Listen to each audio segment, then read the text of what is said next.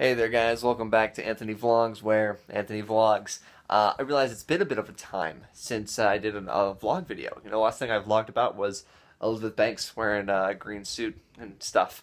So I figured I'd do another one. Just did a Facebook post asking people if they'd like to hear my thoughts on Captain America: Civil War.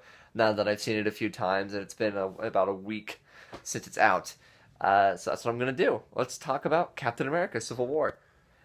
Good movie. It is a good movie. Sorry, like a notification. I moved it out of the way. I'm distracting myself.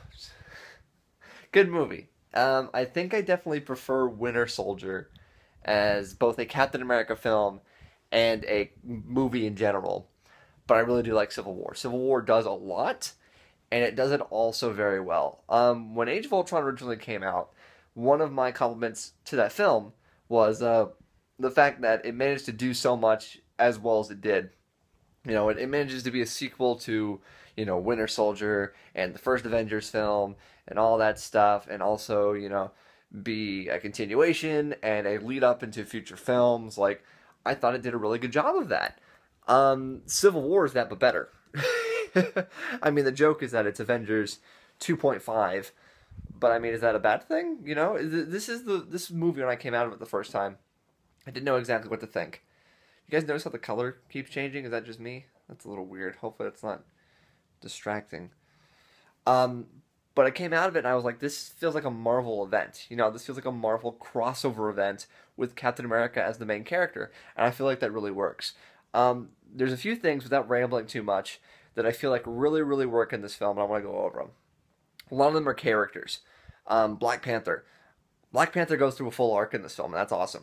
I like Black Panther as a character. I think he's cool, but I've never been like into Black Panther. I'm not into him like I am Spider-Man or Captain America or characters like that. I like him. It's just sort of like, yeah, sure. After this, I am very excited for the Black Panther movie. I'm looking forward to it. I think Chadwick Boseman did a fantastic job, and like I said, the character goes through an arc. We really see him go from a certain place and end up in a completely different place. And without spoiling anything, the after credits scene that he's featured in really kind of puts a point in that, being like, okay, this is where Black Panther is now, and be excited for the next film being Black Panther. Which is funny because it's not the next film. We kind of have a ways off until we get to that movie, which is a little unfortunate. I'm sorry. It's hard for me to care about Doctor Strange right now as much as I think Doctor Strange is cool. It's hard for me to care when all I can care about right now is Black Panther, as well as Spider-Man. Spider-Man is a character I care very deeply about. If you know me, you know that I am a fan of this character. I feel like I portray him very well, honestly, but I think Tom Holland might do a better job. And a lot of that has to do with the fact that who's writing this movie and who is sort of finally got their hands on this character, and that's Marvel. Feige and the Russos and everyone else, they were able to sort of give this presentation of Peter Parker first and then Spider-Man. Peter Parker is awkward. He's young. He's funny. He's all those things, and that's what Peter Parker should be. And that's why I was excited about him. The moment when they're in this film, they got like the big words that reveal sort of where the location is. As soon as it says Queens, I was like, oh, it's happening. Here he is. He's Spider-Man. He's finally here. We get to see him. I was great. Absolutely. I really like this kid. I'm super excited to kind of see his Peter Parker more so than anything else. Because, I mean, this is my common gripe with the Amazing films. Peter Parker is an awful person in those movies. It's hard to relate to that Peter Parker because he's cool and attractive and smart and has a hot girlfriend and he's emotional and he's everything. If you want to kind of know more of that, watch Sam's videos on those. Go to Sam's channel. He does some great videos about Spider-Man and what he means as a fictional character. Fantastic. But I love Spider-Man in this. I guess the last character I'm going to talk about real quick is Baron Zemo. Or Zemo. Just Zemo in this movie. I thought Zemo was great. I don't know if that's the popular opinion, technically. But I thought he was awesome. I think he was one of the best on-screen Marvel villains that we've gotten. It's as far as the spectrum goes, there's so many different things that you can do. On one end of the spectrum, you've got characters like Malekith and Darren Cross, who are just, what? in my opinion. But then on the other spectrum, you've got characters like Kingpin and Loki and things like that. And I feel like people are gonna be like, well, Baron Zemo didn't wear the costume and he wasn't funny or colorful or anything. He wasn't Loki, you know? But that's why he's so cool. You know, he did the thing that none of the other villains could. He took down the Avengers. And he didn't have to wear a costume. He didn't have to have a big super like villain like persona. He was just a guy who had a simple revenge plot. And that's fine. There's so much stuff going on in this movie that you have to set up with other characters. There's so much great stuff with Scarlet Witch and Vision.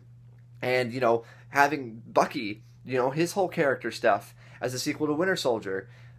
All this going on. The core conflict between Tony Stark and Steve Rogers as characters boiling down to this point that really is affecting the whole universe is just great. And in the middle of it, you've got this guy who's just a man. And that's really exciting to me. The fact that he's just a man with a plan. What does he say? You know, with enough patience. And, says something else. I screwed that up completely. You know, a man can do anything, and he does. That's really cool. I feel like I could talk about a lot. I can talk about the fact that this movie is a great improvement on the book, in my opinion. I'm not a huge fan of the Civil War comic book, but I feel like there's a lot of little things and a lot of great things that are sort of taking the book and making it better, in my opinion. I think they do that a lot. Some examples are the woman, you know, her whole scene with Tony being like, you killed my son. I think that's really well handled. I think Peter bringing in Peter Parker. Did I say Peter bringing in Peter? Tony bringing in Peter. I'm not editing this. Is a really sort of subtle and interesting way to both bring in Peter Parker and kind of represent that Tony is kind of going to an extreme to kind of do what he thinks is right. You know, instead of hiring supervillains like he does in the book, he hires his kid, which is just as irresponsible. There's also the line, you know, Peter says, you know, you're wrong, you think you're right, that makes you dangerous, referring to Steve, when in fact that could also be applied to Tony. I think that's great. Really, really just enjoyable. There's so much going on in this movie. It's so dense. Every shot as a special effect. It's fun. It's got the cool airport scene. Just a good movie. I liked it. Like I said, I think Winter Soldier, the film, is a much more tighter, smoother movie. But I really enjoy Civil War. I'm excited for the future. All good. Yeah, this is quite a lengthy video of me just sort of rambling, I think. I really wanted to make it a bit more concise, but honestly, there's so much to talk about in this movie that it's like, I don't even know. So yeah, Captain America Civil War, I really enjoyed it. It's not my favorite Marvel movie, but it's definitely good in my opinion, and it does a lot to sort of change the Marvel Universe. I mean, I don't know. I'm excited to see where it goes from there. I'm not going to lie. Yeah. Ant-Man was fun. Ant-Man was proof that I like those characters and that actor. I don't really necessarily love the Ant-Man film, but I love the character and I love the actor. So there's that. Alright guys, I think that's enough. That's really all I've got for now. If I still had a podcast, maybe I could do a lengthy discussion about it, but I don't. So this is all you're going to get. I'm sure I'm forgetting something. Alright, well, let me guys know what you think in the comments below. If you're Frank, I know your opinion, and I frankly don't want to hear it. That was rude, wasn't it? I don't want that to sound mean. Yeah. Okay. I don't know where I said all that. All right. Well, I'm gonna end it here. That was a mess.